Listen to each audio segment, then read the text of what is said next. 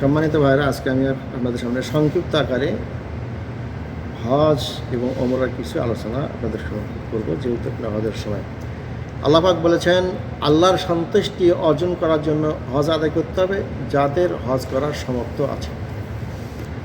মক্কাতে গিয়ে হজ করার সামর্থ্য যাদের আছে, আর্থিক শক্তি এবং শারীরিক শক্তি যাদের আছে, তাদেরকে হজ আদায় করতে হবে আল্লাহর সন্তুষ্টি অর্জন করার উদ্দেশ্যে। আচ্ছা, হজ হচ্ছে 3 প্রকার: তামাত্ত, কেরান, ইফরাদ। এর মধ্যে থেকে তামাত্ত হজ করাটাই হচ্ছে উত্তম।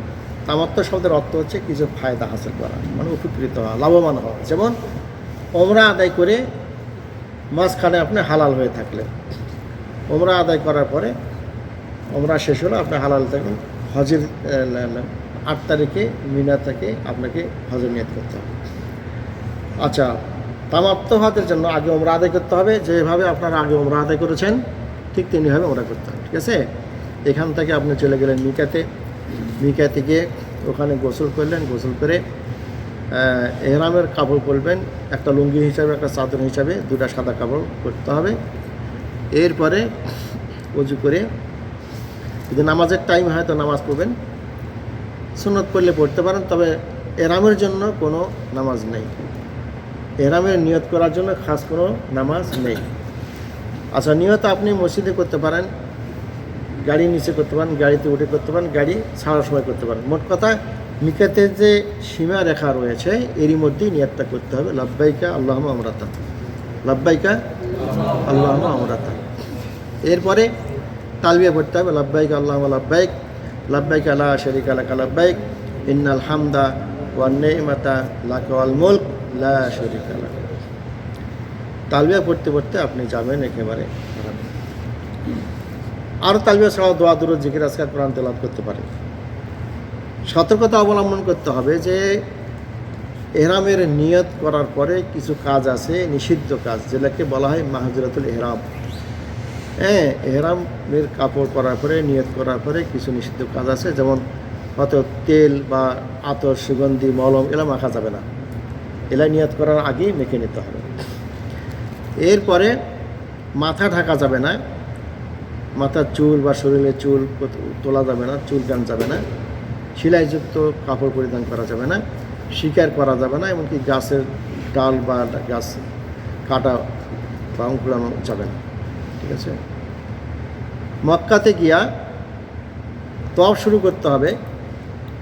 দোয়া পড়ে মসজিদে ঢুকবেন, ঢুকে তওয়াফ শুরু করতে হবে। তওয়াফ শুরু করতে হাজরে আসওয়াদ পাথর থেকে বা পাথরের নিকট থেকে, ওখানে দেখবেন সবুজ বাতি আছে, ওখান থেকে বিসমিল্লাহ আল্লাহু আকবার বলে ইশারা করে তওয়াফ শুরু করতে হবে। যেখান থেকে তওয়াফ শুরু হবে সেখানে আবার তওয়াফ শেষ হয়ে যাবে। মাঝখানে এমন কোনো দোয়া খাস নাই, তাই প্রথম চক্রে একটা দোয়া খালেদ আছে, সেটা খাস আছে, কেউ করলে করতে পারবেন। আল্লাহুম্মা ঈমানান বিকা ওয়া তাসদীকান বিকিতাবিকা ওয়া ওয়াফাম বিআহদিকা ওয়া ইত্তিবাআন লিসুন্নতি নাবিয়িকা মুহাম্মদ সাল্লাল্লাহু আলাইহি ওয়াসাল্লাম।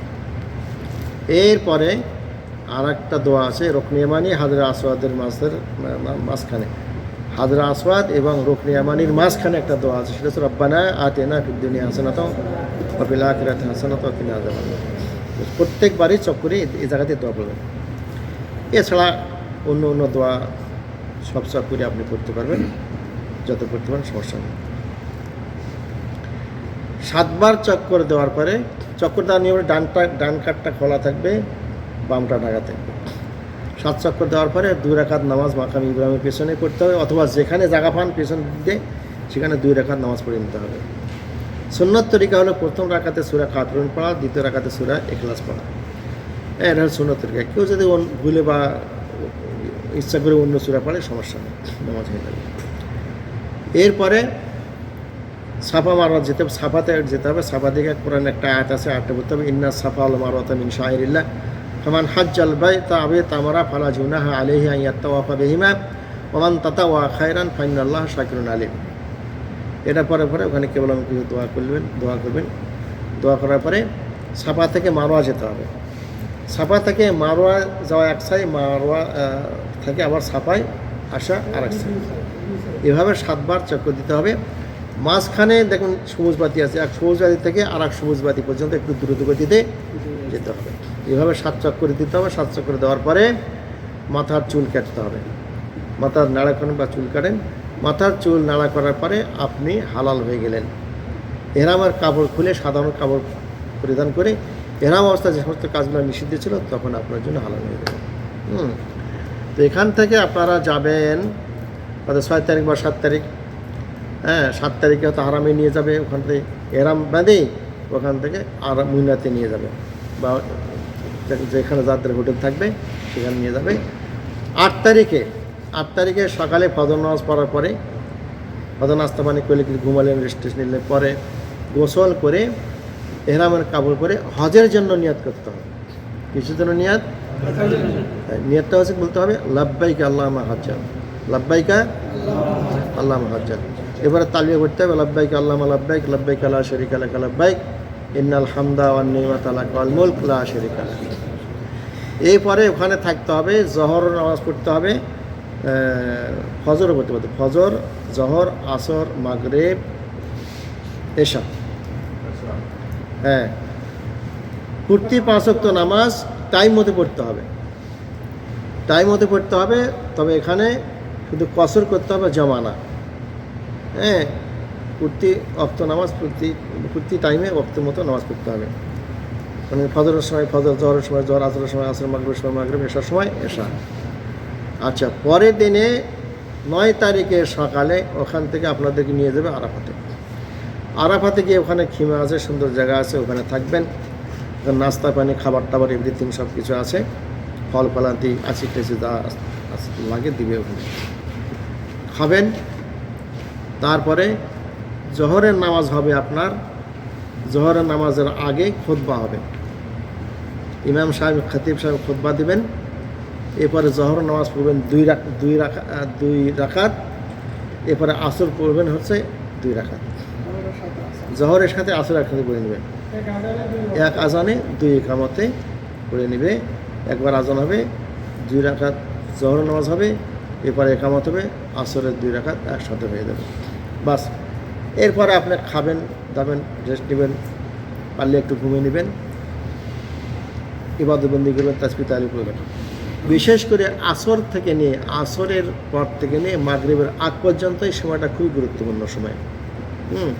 ওখানে দোয়া করে, বসে দোয়া করেন, দাঁড়িয়ে থেকে দোয়া করবেন, নিজের জন্য, নিজের ছেলেমেয়ের জন্য, পিতামাতার জন্য, স্ত্রীর জন্য, ভাই ব্রাদারের জন্য, আত্মীয় স্বজনের জন্য, তথা বাংলাদেশের জন্য, তথা সারা বিশ্বের সমস্ত মুসলমানের জন্য প্রাণ খুলে সেদিন দোয়া করবেন।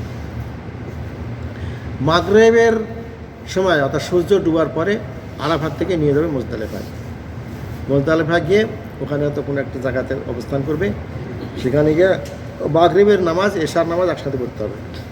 মাগরিব 3 রাকাত আর হলো এশা 2 রাকাত। আচ্ছা, এইভাবে ওখানে নামাজ পড়ে ওখানে অবস্থান করে রাত্রি যাপন করতে হবে। রাত্রি যাপন করে শেষ রাত্রি বা ফজরের পরে সকালে ওখান থেকে নিয়ে যাবে আপনাদেরকে মিনাতে যদি তাম্বু থাকে তাহলে তাম্বু নিয়ে যাবে, তাম্বু থেকে আবার পাথর মারতে হবে। মুজদালিফা থেকে মিনাতে আসে প্রথম কাজ হচ্ছে জামারাতুল আকাবা, একটা জামারাতে পাথর মারতে হবে 7টা। পাথর মারার পরে আপনাকে মাথা চুল কাটতে হবে। কুরবানির টাকা যদি কোনো ব্যাংকে দেন বা কাউকে দিয়ে দিলেন করে দিবে, তো কুরবানির কাজ তো হয়ে গেল।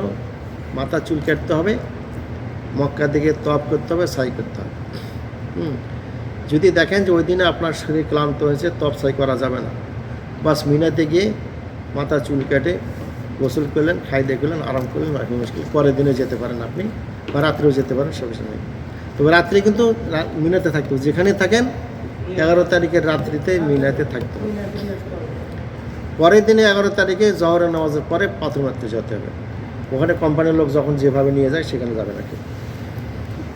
3 পাথরে মারতে হবে, জামাতুল সুগরা, বস্তা, কোবরা, 7টা করে মারতে হবে। বিসমিল্লাহ আল্লাহু আকবার, বিসমিল্লাহ আল্লাহু আকবার বলে 7টা পাথর মারতে হবে। প্রথমটা, দ্বিতীয়টা, তৃতীয়টা পাথর মারে আবার খিমাতে আসলেন, থাকেন ওখানে, খাবার খান, ঘুমান, আরাম করেন, দোয়া দরুদ জিকির আজকার করেন। পরের দিনে 12 তারিখে আবার সূর্য গড়ার পরে আবার যেতে হবে আপনাকে পাথর মারতে। পাথর মারার পরে আসলেন, হয়তো 12 তারিখেও আপনাকে ওখানে রওনা দিতে পারে, 13 তারিখেও রওনা দিতে পারে। পাথর মাইরা ওখান থেকে হয়তো সামানা দিয়ে নিয়ে গাড়িতে নিয়ে মক্কাতে নিয়ে আসবে। মক্কা থেকে বিদায় তওয়াফ কইরা বাস গন্তব্য স্থানে সবাই রওনা হবে। ঠিক আছে? শেষ কাজ হলো কি? বিদায় তফ করা। ঠিক আছে? এ হলো সংক্ষিপ্ত আকারে হজের বিবরণ। 12 তারিখ বা 13 তারিখে আপনার হজ পূর্ণ হয়ে যাবে। এখন গন্তব্যস্থানে সহি সালামতে আসবেন এবং খেয়াল করতে হবে যে হজের আগে যেমন ছিলেন আপনি, তার সাথে একটু পরিবর্তন অবশ্যই হতে হবে, তাই না? হজ করার পরে আপনাকে অনেকগুলো জিনিস বেছে করে চলতে হবে, যেহেতু আপনি হাজি সাহেব হলেন। আল্লাহ যদি আপনার হজ কবুল করেন, আগামী দিনগুলো আপনাকে দিনের প্রতি প্রতিষ্ঠিত থাকতে হবে মৃত্যুর আগ পর্যন্ত। ঠিক আছে? এই হলো সংযুক্ত আকারে আলোচনা করা হলো। আসসালামু আলাইকুম ওয়া রাহমাতুল্লাহি ওয়া বারাকাতুহু। আলহামদুলিল্লাহি রাব্বিল আলামিন।